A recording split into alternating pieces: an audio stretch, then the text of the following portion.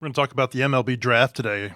Busy weekend for the Razorbacks. Some good news for them, some news that they probably didn't want to get, but not too many big surprises. We'll get into that. I want to tell you that our podcast is brought to you by Eggland's Best. In Arkansas, greatness starts early.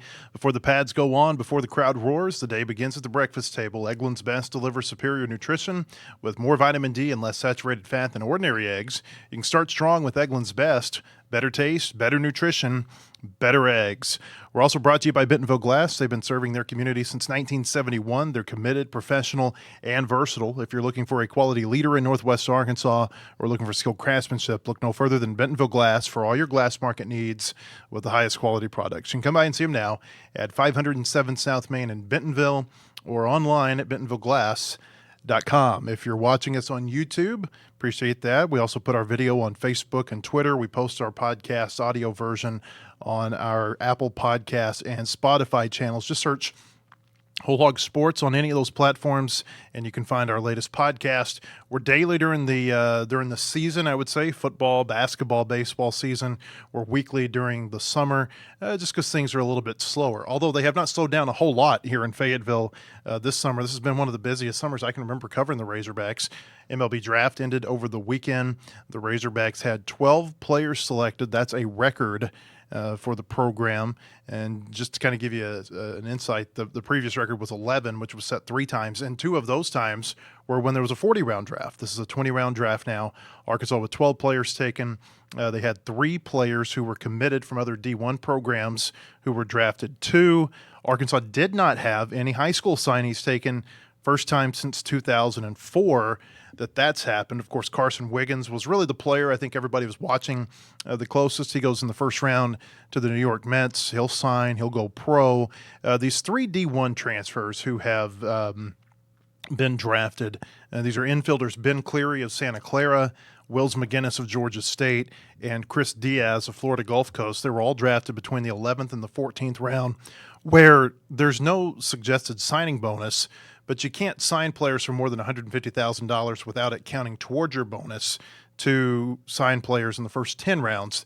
The expectation, though, is that all 3 of those players are going to go pro, that there was probably an agreement in place with the team that drafted them. Tom Murphy is in here with me. Tom, when you look back at the MLB Draft, I wonder what were your thoughts? My Braves buddies were okay, maybe a little bit mad with the Virginia outfielder, Garcia, that they got in the first round. Mm-hmm. And I did keep up with the Razorbacks some. And by the way, nice story today, quoting Nate Thompson regarding how the draft dinged or didn't ding Arkansas. I think they were very happy, as you mentioned, that none of their high school signees were taken, and that overall it wasn't as bad as it could have been, per Nate Thompson.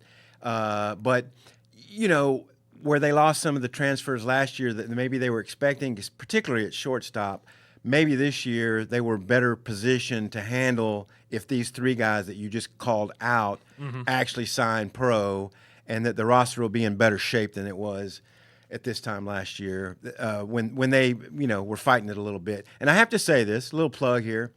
I have neighbors around me who say that the podcast that you and Bubba do during baseball season is the best must-watch out there regarding Razorback athletics. So kudos to you and Bubba for that. I appreciate that. Bubba, he's the star. I just sit here and let his star shine when he's in. He knows his stuff. He does. In fact, I saw Bubba yesterday. I took my son up to a hitting lesson at his facility, and he and I talked a little bit about the draft. This was the Nate Thompson quote that Tom was referencing, by the way. This is what Nate said yesterday. He said, quote, "Just knowing what I knew going into it with what people's asking prices were going to be and that sort of thing, I feel really good about how it came out." He said, "I felt like we could have absolutely gotten hit harder. I'm really excited about the freshmen we've got coming in, the portal guys we've got through and everything."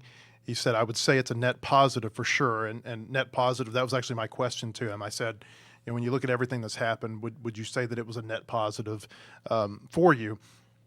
The one thing that really stands out to me about this draft, and this isn't just Arkansas, but there is an Arkansas angle to this.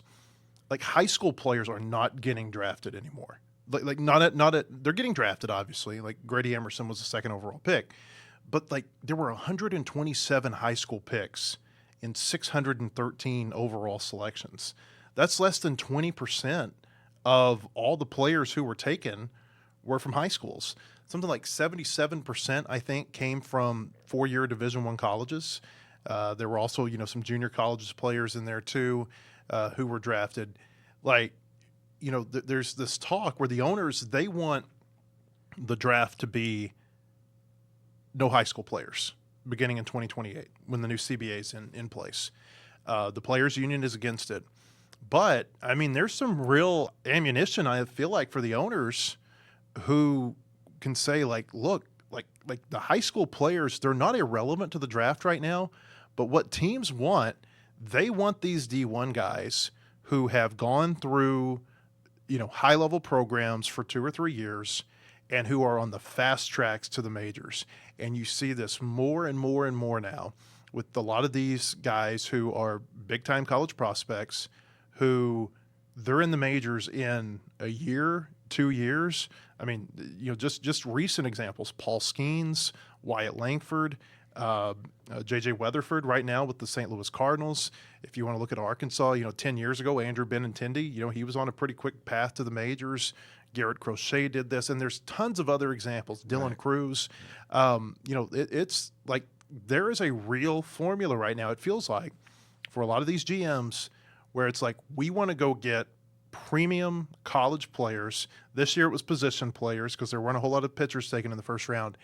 And we want to fast track, and we want to see if we can fly them through the minors and see if they can be part of our roster in a year or two. Yeah, I think it's reflective of the modern game in that, and also it comes back down to parents, like what do parents and their children want. And right now with NIL money available, you're going to get great training in college. Just take Arkansas for an example. Every kid you see commit to Arkansas, it's like, I'm going to get developed here. The pitching lab is primo. And so I think parents evaluate the whole picture. How is my kid going to get his best value, his best training, his best prospects for making the big money on the professional level? And if you get that in college and you get the NIL while you're doing it, that's better than being on buses in high A ball or whatever. And so it's just a value judgment. And I think that's probably what plays into the numbers that you just quoted. And the facilities that you're in college baseball are better than what you're going to see in the minors. Like they're better in some cases. The college baseball facilities, and this is the case in the SEC especially. Like I mean, take the Hunt Center for example. You could take the Hunt Center and you could put it up against a lot of the facilities that these major league teams have at their spring training facilities, where a lot of their prospects are going and working out. Like maybe especially right after they're drafted, you could certainly put it up against those. And in some cases, I'm sure it's probably a better facility. And they're not the only ones with that. I mean, Tennessee's built one, and Texas A&M's built one, and everybody's building one right now. Yeah. It's a different lifestyle. You can now make some money as an 18-year-old, but have a different lifestyle playing baseball than what it would have been 10 years ago to make money playing baseball at that age, where you're riding buses and you're staying, in motels, and now you're staying in, nicer hotels, and you're taking charter planes, and it's a different deal. That's the exact point I was going to make. It's the quality of life. Yep. What do you want your 18, 19, 20-year-old life to look like? Yeah. And if you're in those high-quality training environments, good team camaraderie, and it's not so much – there's a certain thing that comes with professional contract, and those guys, they're trying to make it to the majors. Mm-hmm. You don't know if everyone's on the same page. You're not necessarily trying to win a championship. And I think the competitive nature of trying to battle for a championship and competing is a big deal as well. And you're a star. And these 18-year-old kids, they want to be known. Like they want the TikTok followers and the Instagram followers. Like they want all of this. And you are a bigger star when you go and have success, say, at Arkansas or LSU or Mississippi State or a place like that as a freshman than you would be if, say, you're hitting 290 for the Springfield Cardinals. It's just a different world. Well, we've seen a shrinkage of the minor leagues in recent years. There's going to be more too. Exactly. Like part of the proposal that the owners have for the draft moving forward is that there would only be 12 rounds instead of 20. Like when I started doing this, Tom, there were 50. Yeah. There were 50 rounds in the Major League Baseball draft, and a lot of that is that there are fewer teams now. I think there's going to be fewer teams in the future too. I think there's going to be another consolidation of the minor leagues. I think at some point what you're going to see with minor league baseball is that there's only going to be what we would now consider AA and AAA. Maybe there's some sort of rookie league as like a transition, like a fall league. They keep that in place. But I think A-ball eventually will go away. I just don't think there's enough demand for it. And I don't think the owners want to continue to have that many players on the payroll. Exactly. And, it's a changing market. It's a changing game. I mean, teams like the Savannah Bananas go around selling out, and your minor league teams are like in competition with the Savannah Bananas and those guys. That's sad. That hurts to say that about the Bananas.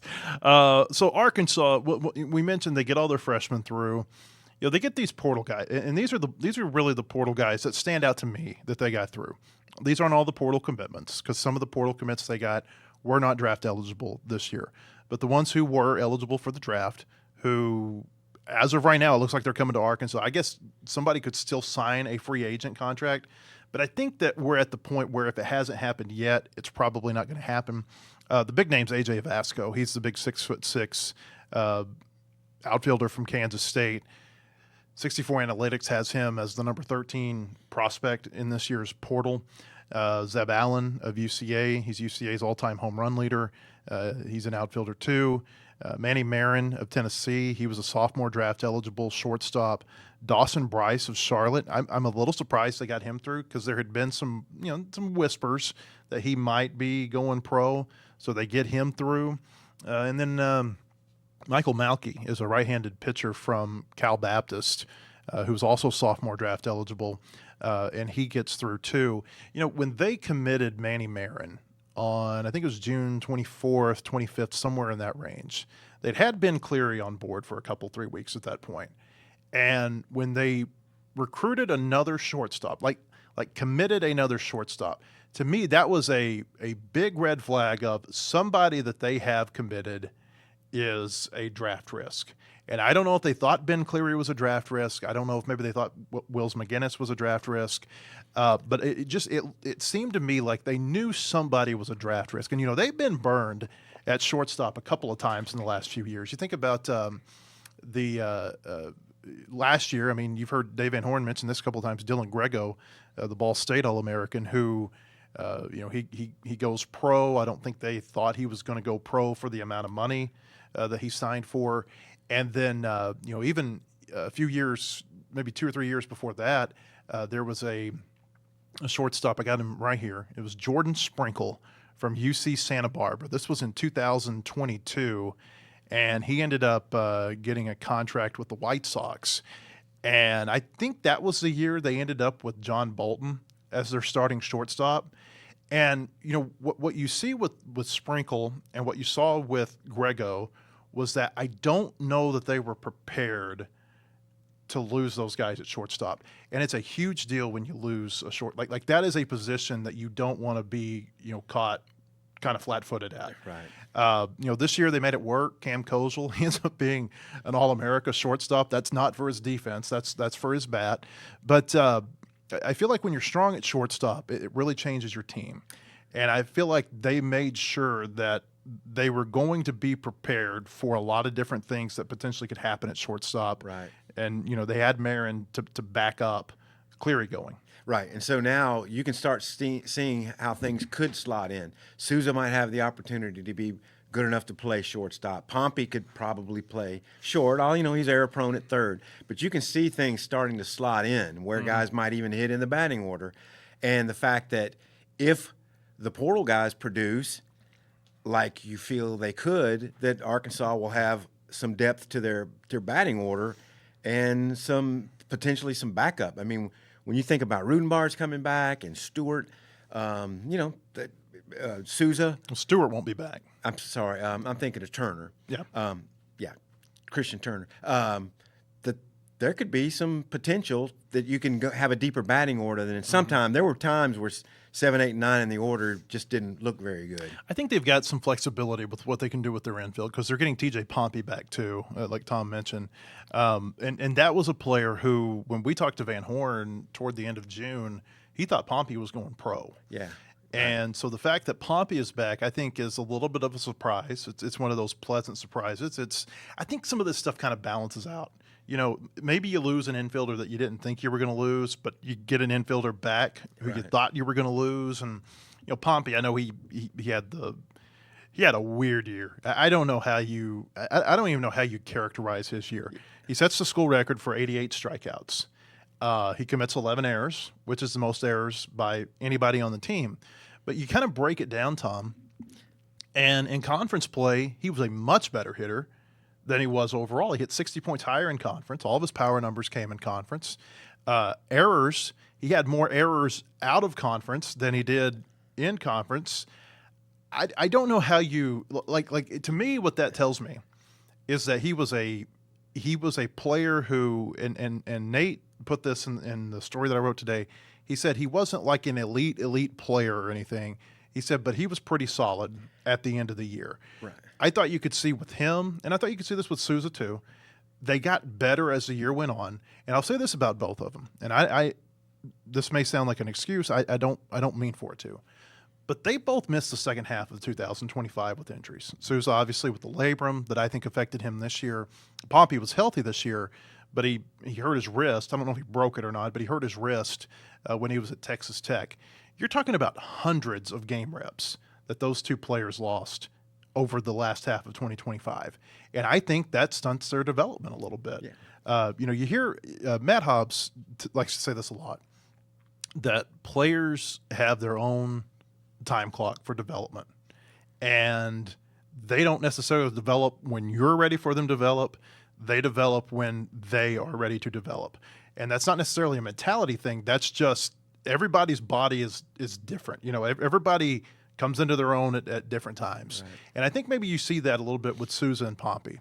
I don't know. Maybe they don't have a good year next year. But I think that both of them, if this year and the growth that you could see from them from game one to the end of the season is any indication, I think that they could be in store for better years than what people might be expecting if they're just basing their expectations off the overall stats. Yeah, and Pompey, as you mentioned, he was some streaky hitter. I mean, he carried them on some conference weekends. You think about the walk-off home run against Mississippi State, which was a huge win. He was the SEC Player of the Week when they beat Alabama. He had a monster weekend there. And he had another big weekend somewhere. I think you mentioned it was the Oklahoma series. So yep. The champion, who they were in a trough when Oklahoma came to play Arkansas, and they bounced out of it right when they were leaving town.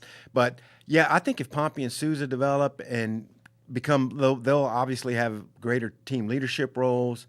You're starting to see the veteran presence they could give. And Nate seemed to be very pleased with Souza's off-season workouts. So pointing toward the right direction. And we haven't mentioned Big Country, the possibility of having him back and what he could do at first base. So yeah, he's an option at first base. I feel like they've got to have more production at first base. You've got to have more power. Yeah. You've got to have more power. His home at run was just too low. And he hit some in Lawrence.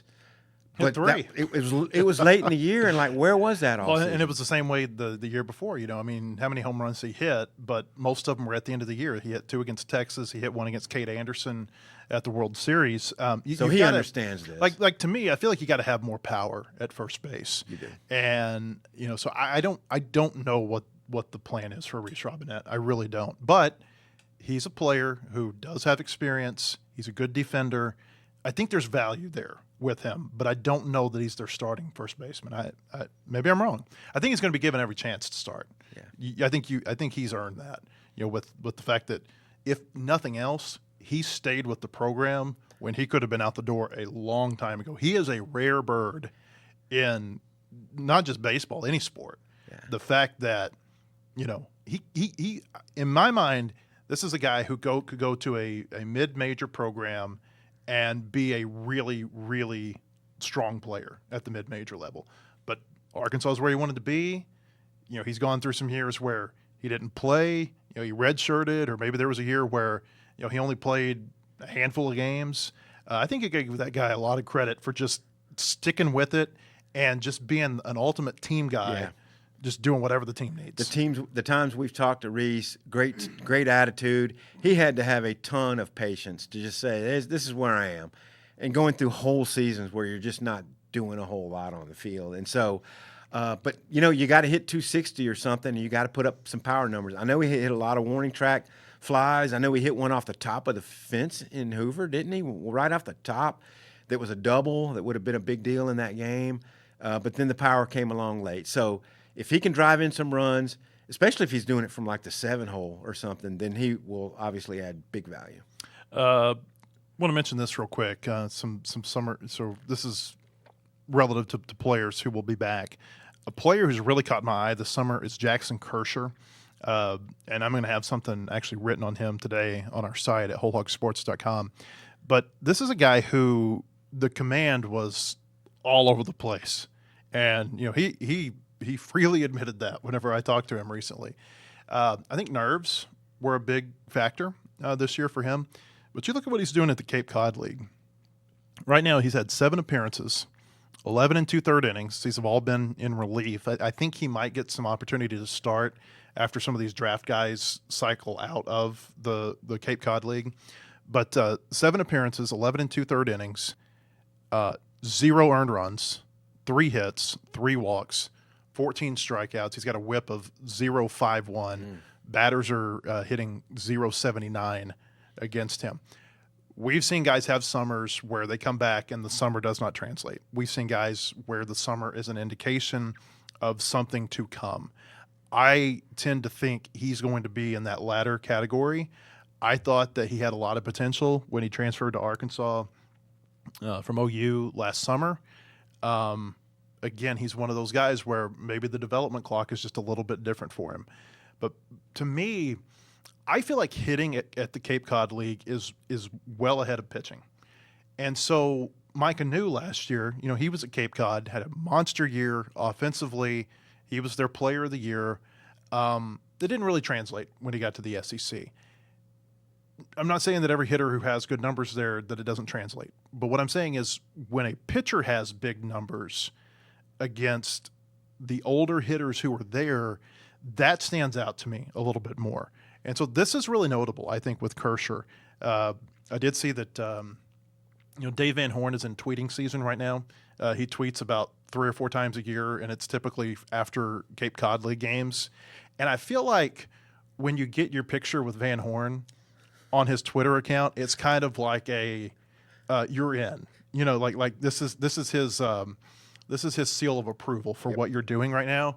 And Kershaw was one of the ones who got their picture with Van Horn last week. It's a badge of honor, man. And the more arms, honestly, Matt, if you look at last year, I think the number of arms that they really trusted when they got to the postseason had dwindled some. It's that way every year. It hurt. It's that way every year. I got to think about some of the best teams they've had, 18, 19, 22. Like it Bubba and I call it the circle of trust. The circle of trust gets very small when the postseason comes around. Yeah.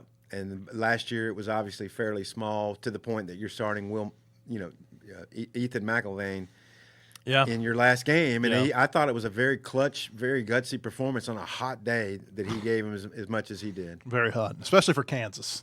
That was a real hot day for Kansas.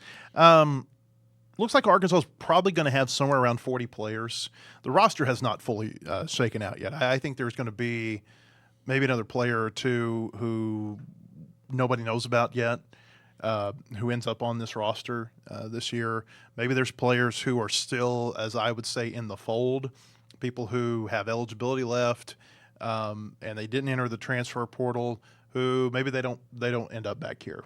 Maybe, who knows? But right now, I think they're going to end up having around 40. The limit for baseball roster is 34 players, but you can exceed 34 with these designated student athlete tags. And if you don't know what designated student athletes are, DSAs, these came as part of the House settlement last summer where the judge in California didn't want all of these caps coming into place and then having just a bunch of players across all sports just kind of out in the wind. Cut loose. And so it allows them, it's kind of like, and it's weird how we say COVID was another era, but it's kind of like this era's COVID year, where you got that where you kind of have a transition period because of something really monumental that has happened that has shaken things up. That's what the House settlement is, for and the eras get much smaller in college sports. You know, like eras used to be like 20 years. Now it's like 2. Yeah. Like the House settlement is the big, shakeup event of this era. But I think they'll probably end up with somewhere around 40 players. They can only travel and play 34 on a conference weekend. But it is, and you're going to have injuries too. But it's nice to be able to have some numbers so you can kind of evaluate a little bit more in the fall. And then if you've got injuries, guys that you might be able to plug in. I think that was something that really concerned coaches when they put this 34-man cap in place, was what happens if we have a rash of injuries. Right. And all of a sudden our 34-man roster just went down to 29. Well, that's a big deal, especially if you have a cluster of injuries at one position. Yeah. And I think as we get close to wrapping this thing up, I would think Razorback fans watching this podcast want to know, can next year's Arkansas baseball team be in the Dave Van Horn, the current era mode? And your answer to that would be? What do you mean?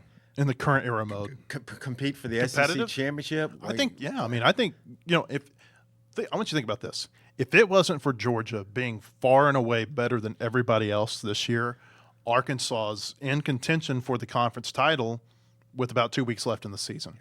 And they won their last two series. Right.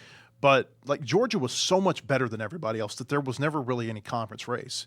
But Arkansas, they end up with 17 wins. There are some years where 17 wins is going to get you within 2 or 3 wins of the conference title. Right. So, this year, I still say this year it was substandard for Arkansas in a lot of ways. But I think part of